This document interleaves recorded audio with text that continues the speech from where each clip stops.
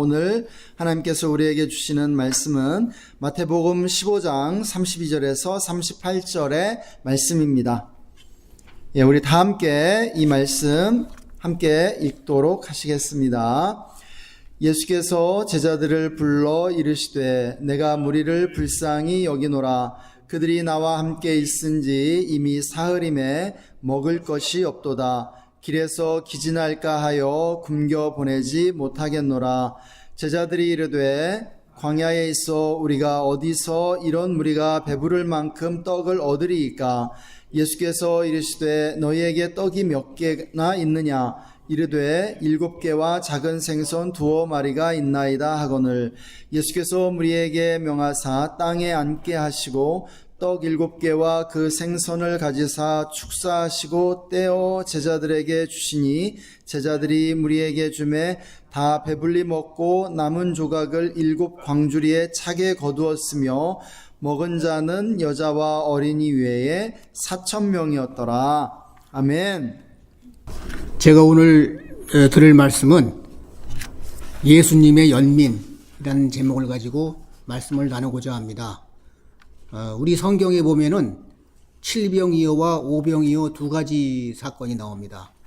칠병이어는 마태복음 15장 방금 읽은 15장 32절에서 39절까지, 오병이어는 마태복음 14장 13절에서 21절까지입니다. 이제 칠병이어에는 4,000명이 배불리 먹고, 또 오병이어에는 5,000명이 이렇게 배불리 먹었다고 나와 있습니다.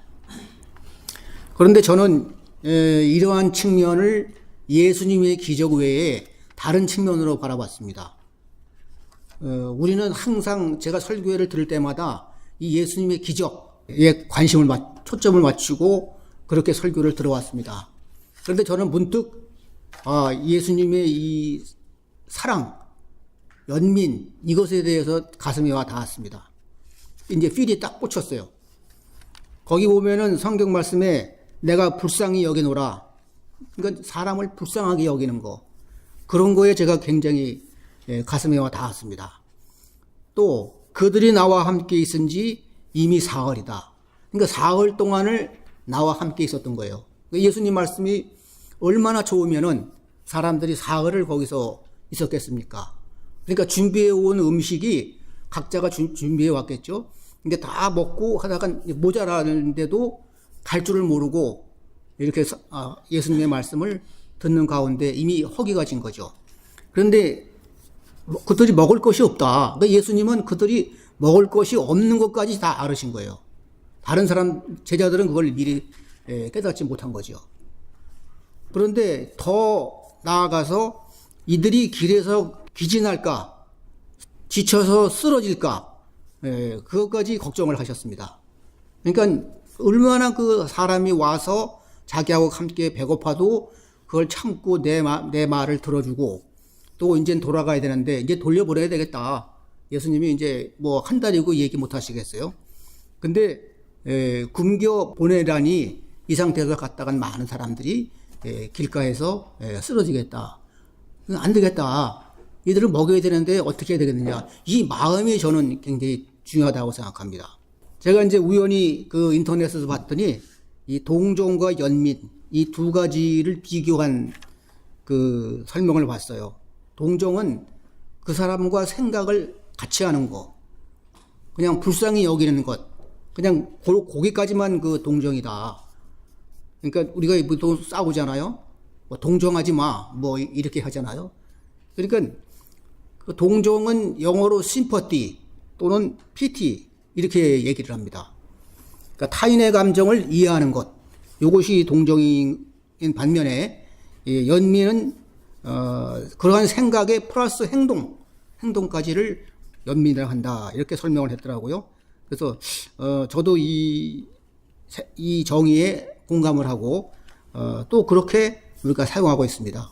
그래서 연민은 compassion, 그러니까 동정은 sympathy, 연민은 compassion, 이렇게 말을 합니다.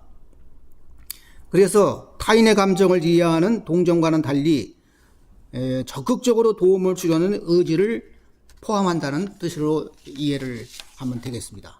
프로테스탄트이자 청교도인 토마스 굿윌이라고 하는 사람은 예수 그리스도를 연민의 표상으로 제안을 했습니다.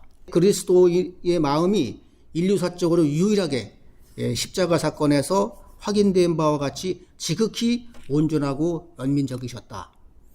그래서 이런 묘사는 사랑으로 표현되는 보다 더 상대방의 감정을 같이 느끼는 공감 능력을 보여주는 그리스도였습니다. 그러니까 사랑, 동정, 연민을 다 포괄하는 그 인격을 가지셨다는 겁니다. 그래서 예수님의 인성도 그 결정성이 얼마나 이타적으로 최고조에 이르는 연민의 감정으로 가능할 수 있는지를 토마스 굿윌은 표현을 한 것입니다. 방금 읽은 성경 말씀 외에도 그 연민이라는 마음을 그 예수님의 감정을 읽을 수 있는 성경 구절이 많이 있습니다. 마태복음 11장 46절에서 52절까지 보면은 여리고 주변에서 그 맹인 바디메오를 치유한 사건이 있습니다. 맹인이 말하기를 다윗의 자손 예수여 나를 불쌍히 여기소서라고 하니까 사람들이 조용해 이렇게 하고 예수님이 혹시 들으실까 이렇게 얘기를 하죠. 그러니까 또 다윗의 자손 예수여 나를 불쌍히 여기소서라고 또 외치니까 예수님이 다가가서 내가 네게 무엇을 해주기를 원하느냐 이렇게 말씀하셨습니다. 그러니까 너 왜 그러니 이렇게 말하지 않고 내가 네게 뭘 하기를 원하느냐 이렇게 단도직입적으로 물으신 겁니다. 왜 나에게 뭐를 원하는 것 같다라는 마음을 읽으신 거죠.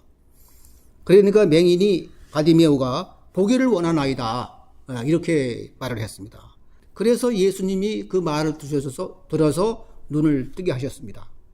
지금 보는 것을 제가 말씀드렸는데 우리가 이 눈을 가지고 볼 수 있다는 거 이게 엄청나게 이게 소중한 겁니다. 제가 그 경기도에 도청에서 이제 과장을 할 때 공공 디자인 과장을 했습니다. 우리의 그 거리는 그 맹인이 걷기에 상당히 불편한 도로입니다.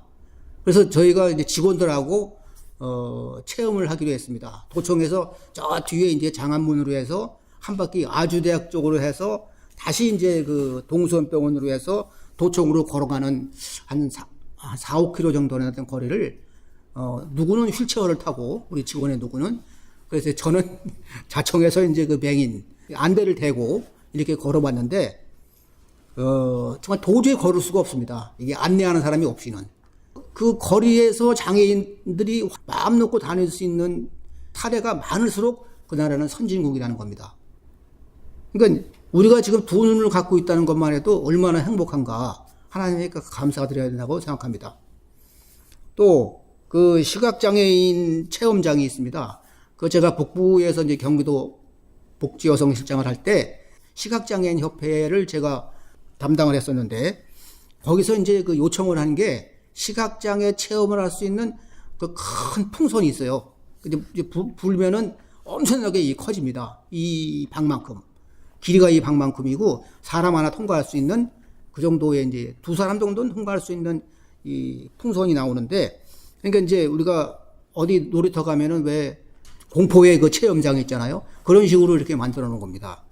그래서 대형 풍선 놀이터인데 거기를 이제 그 많은 사람들이 거길 지나가는 연습을 제가 경기도청 그 잔디구장에다가 세워서 한번 체험을 하게 했습니다. 여기서 부딪히고 저기서 부딪히고 많은 그래서 시각장애가 이렇게 고통스러운 거구나 이런 것을 우리가 실감할 수 있었는데 다른 사람들은 그 시각장애인 바디메오가 소리 지르는 것이 대수롭게 생각을 했겠죠. 왜냐하면 공감의 마음이 없기 때문에 시각장애인이 가지고 있는 고통을 모르는 겁니다. 근데 예수님은 그것을 아시고 벌써 눈을 떠게 해달라고 부탁을 하려고 하는구나 이런 마음까지 이미 알아채시고 다가셔서 내가 무엇을 해주기를 원하느냐 눈을 뜨기를 원하나이다 이렇게 말씀하셨습니다. 저는 사람들이 이렇게 많은 것을 원하는데 저 사람이 나한테 그 부탁을 안 해서 내가 안 도와준다 라고 하는 사례를 많이 보았습니다. 아, 내가 해주고 싶은데 뭐 해달라고 얘기해야 말이지. 그러면 내가 그래요. 아니 그럼 가서 네가 뭐 도와줄 거 없어? 라고 얘기하면 안 되느냐. 예, 그러한 사례들을 저희 많이 봤어요. 그러니까 자존심이죠 그게. 그러나 연민에는 자존심이 섞이면 안 됩니다. 우리가 예수님만 믿으면 구원을 받는다 라고 하는 말을 많이 합니다. 사도행전 4장 12절을 보면은 다른 이로서는 구원을 받을 수 없나니 선한 사람 중에 구원을 받을 만한 다른 이름을 우리에게 주신 적이 없느니라. 이렇게 얘기하셨습니다. 그러니까 예수님만 통해서만 우리가 구원을 받을 수 있죠.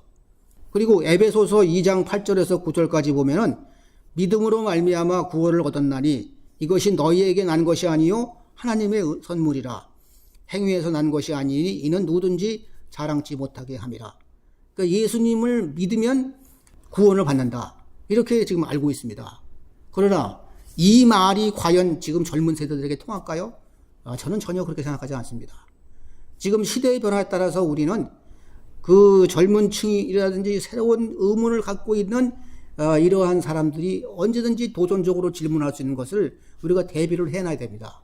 아담과 이브가 우리 최초의 인류다.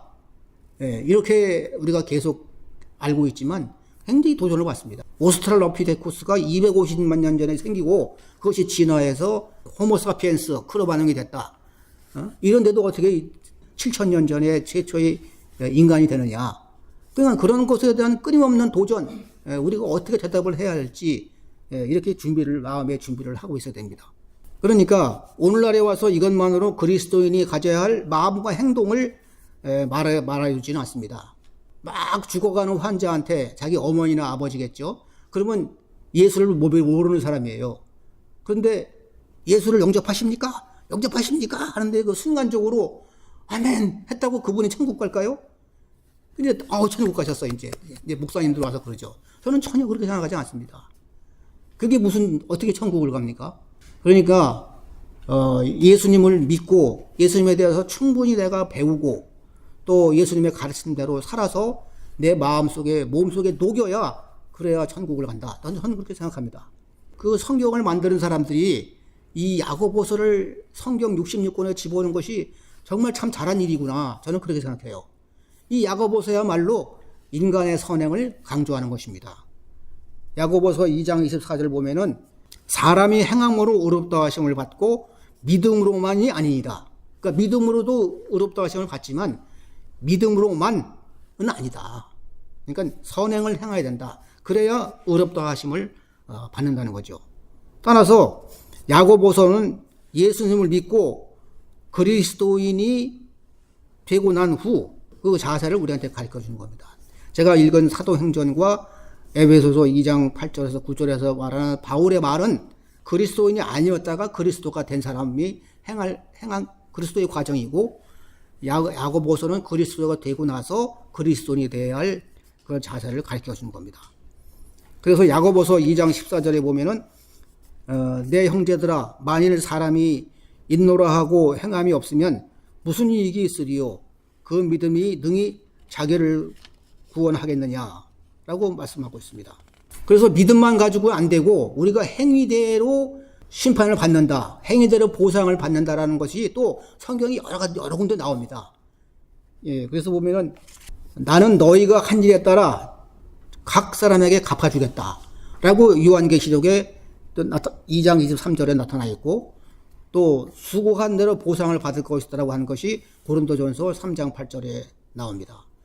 또 보라 내가 속히 오리니 내가 줄 상이 내게 있으니 각 사람에게 그게 행한 대로 갚아주리라 라고 요한계시록 22장 12절에 나옵니다. 또한 죽은 자들이 자기 행위를 따라 책들에 기록된 대로 그 책에 계속 기록하고 계신 거죠. 예수님이 하늘에서.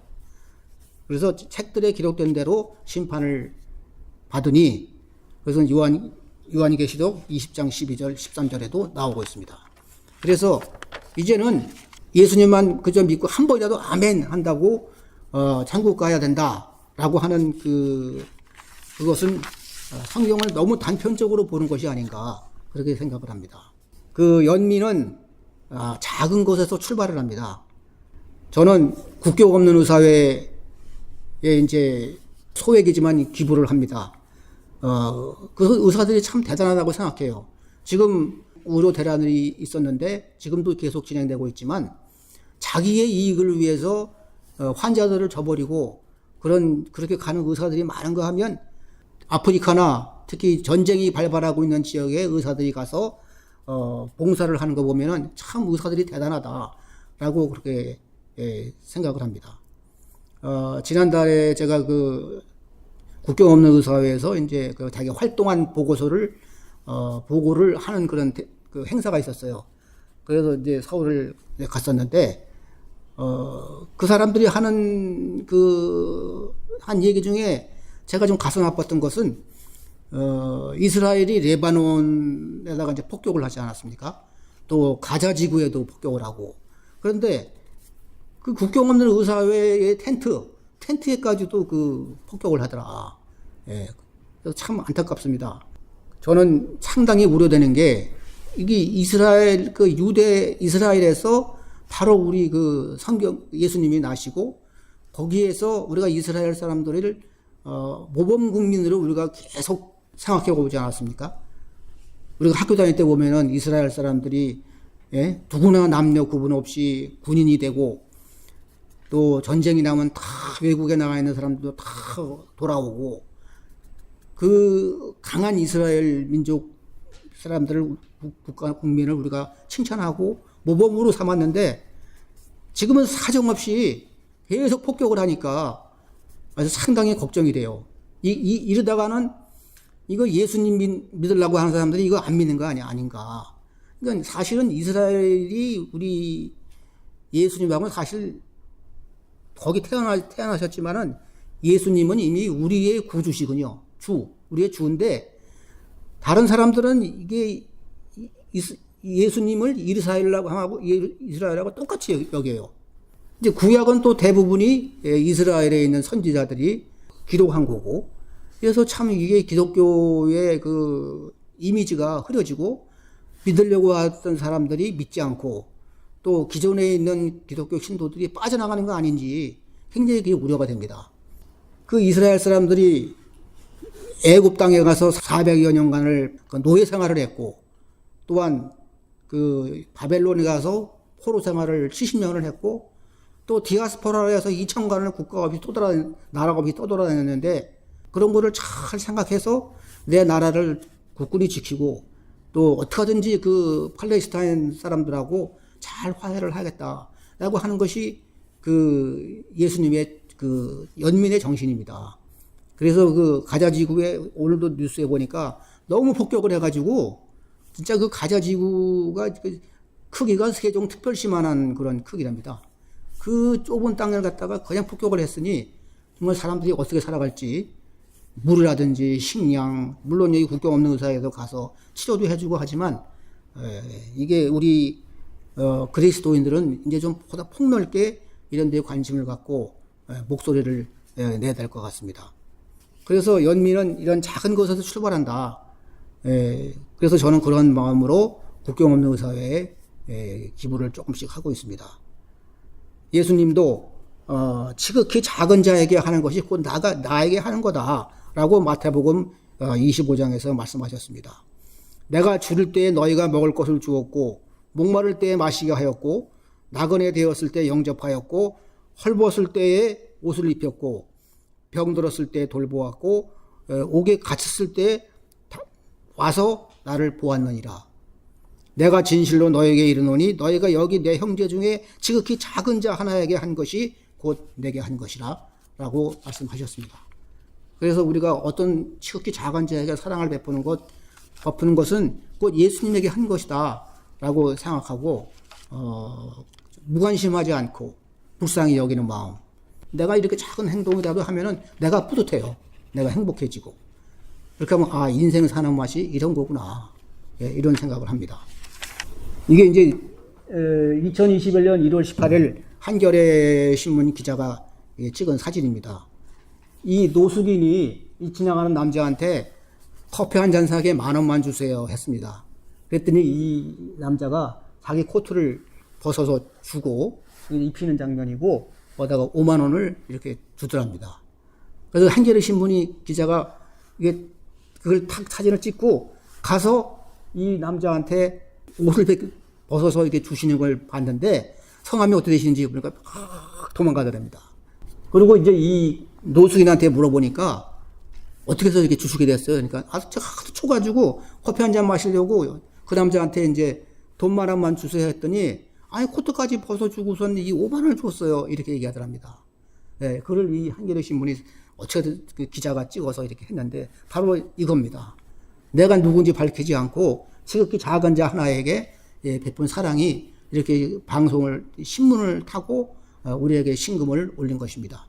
그리고 반면에 정치인들은 자기 돈도 아니고 남의 돈 가지고 라면 박스니 사가지고 다니면서 사진 찍고 마치 자기네가 한 것처럼 이렇게 자랑하는 그 정치인들이 얼마나 많습니까? 심지어는 그 장애인들의 목욕을 시켜주면서 그것까지 사진을 찍어서 사진을 내는 사람도 있습니다. 심지어는 자기 업무 추진비를 가지고 기부한 사람도 있어요. 그래서 기부 영수증 가지고 자기 소득세를 감면을 받고. 그래서 이제 경기도에서 그런 적이 있는데 그 공공기관장이 감사에 걸려가지고 다시 본인이 변상한 사례가 있었습니다. 결론을 말씀드리겠습니다. 그 이타주의는 남을 사랑하는 마음입니다. 그러니까 이타주의가 점점 우리 사회에 식어가고 있습니다. 이타주의는 바로 이 사회를 유지하게 하는 사회적 자본입니다. 저는 최근에 그 정의란 무엇인가를 쓴 마이클 샌델이 돈으로 살 수 없는 것들이라는 책이 있습니다. 그 책을 읽었는데 사랑의 경제화라는 그 코너가 있었습니다. 경제학자들이 이 사랑을 좀 경제적으로 좀 잘 관리를 해가지고 그거를 좀 비축해놨다가 급한 일에 좀 쓰면 안 되겠느냐. 그러니까 이제 왜냐하면 사랑도 고갈된다는 겁니다. 이게 자본이 돼가지고. 그러니까 너도 나도 그냥 막 너무 사랑을 베풀고 자선을 베풀면 나중에 쓸 게 없다는 거죠. 정작. 그러니까 그걸 좀 은행에다가 좀 저장을 해놨다가 너 오늘 자선 봉사 나갈 거지? 그러니까 너 3시간 나갈 거냐? 그러면 1시간만 나가고 2시간은 좀 우리 은행에다 맡겨놔라. 그래서 정작 뭐 수혜가 난다든지 할 때는 그 2시간을 너 2시간 너 이번에 와서 해라. 이렇게 경제화 하자는 겁니다. 그러니까 지금 그런 경우가 많이 있지 않습니까? 우리가 그 장기를 팔고 심지어는 이런 사례도 있습니다. 대학을 합격했는데 자기가 합격했는데 대학을 안 가고 그걸 판다는 거예요. 그러니까 다른 사람이 대학에 대신 들어가고 또 장기를 말할 것도 오고 지금 이미 온실가스 그 매매는 당연한 겁니다. 지금 거래가 되고 있습니다. 그러니까 온실가스를 감축해야 할 의무가 있는데 선진국에서는 온실가스를 마음대로 내뿜고 저 이제 후진국에서 온실가스 절약한 거 그거를 돈 주고 사오면 된다는 거예요. 이게 참 말이 안 되는 얘기죠. 그래서 이런 것들은 돈 주고 사고 팔려서 안 된다. 그 프랑스의 사상가 루소는 이렇게 얘기했습니다. 시민들이 직접 봉사하는 대신 돈으로 봉사한다. 돈으로 많이 봉사하잖아요. 뭐 돈을 걷고 저도 공무원 생활 때 보면은 무슨 화재 무슨 뭐 수혜라고 부르면은 돈을 걷습니다. 그러면 국가가 멸망하게 된다는 겁니다. 마이클 샌델은 이렇게 얘기합니다. 이타주의, 관용, 결속, 시민정신은 사용할수록 고갈되는 상품이 아니다. 케임브리지대 로버트슨이라는 경제학자가 그런 걸 얘기한 겁니다. 그 사회에 있는 미덕, 관용 이런 그 이타주의를 좀 저축을 해놓자. 그래서 필요할 때 쓰자. 이렇게 주장한 반면에 이 마이클 샌델은 그런 것들은 쓰면 쓸수록 늘어나는 것이지 고갈되는 것이 아니다. 라고 이렇게 강조를 하는 소리를 들었습니다. 여러분들은 전자가 옳다고 생각하십니까? 아니면 후자가 옳다고 생각하십니까? 이 사랑을 저축해놓고 관용정신을 또 봉사를 저축해놓고 참 일리가 있는 말이죠. 그래서 경제학자가 이런 데에서도 좀 기여를 하자 이건데 마이클 샌델은 이런 거는 저축할 것이 아니고 쓰면 쓸수록 늘어난다는 거예요. 이거는요. 고갈되지 않고. 그래서 이 이타주의라는 것은 오히려 운동하면은 더 발달하고 더 강해지는 근육과 같다. 이렇게 얘기를 했습니다. 이타주의, 관용, 결속, 시민정신은 바로 연민의 감정에서 나오는 겁니다. 오늘날 우리에게 연민, 타인의 배려에 대한 마음이 사라지는 게 아쉽습니다.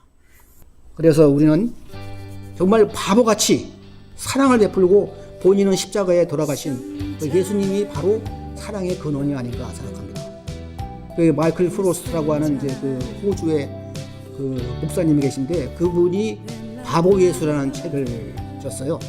근데 그걸 보니까 정말 예수님은 바보구나. 그냥 남한테 주는 것만 알고 본인은 공중에 나는 새도 거쳐가 있고 여우도 굴이 있는데 이 인자는 멀리 둘 곳이 없다. 노숙인 신세로 그 하나님이 주신 달란트를 가지고 사랑만 베풀고 본인은 정작 그 사람들에 의해서 배신을 받아 당해서 십자가에 돌아가신 그런 예수님이 바로 우리가 사랑의 근원이 아닌가. 그분이야말로 이타주의요 관용과 자비의 근원이다. 그렇게 주장을 하고 있습니다. 자신을 배신한 베드로까지 용서하고 정말 우매하고 바보스럽게까지 한 타인을 배려하는 예수님으로부터 우리는 사랑과 연민을 배워야 됩니다. 이제 앞으로 이제 추운 겨울이 다가오는데 점점 더 이렇게 가엾은 사람들이 많을 것 같습니다. 또 돈 없는 사람들은 겨울이 무서운 겁니다. 우리가 따뜻한 우리 집에서 사는 것만큼 이렇게 따뜻한 온기를 못 받는 사람에게 사랑과 또 동전 한 입이라도 던질 수 있는 그런 연민의 정을 가졌으면 좋겠습니다. 기도하시겠습니다.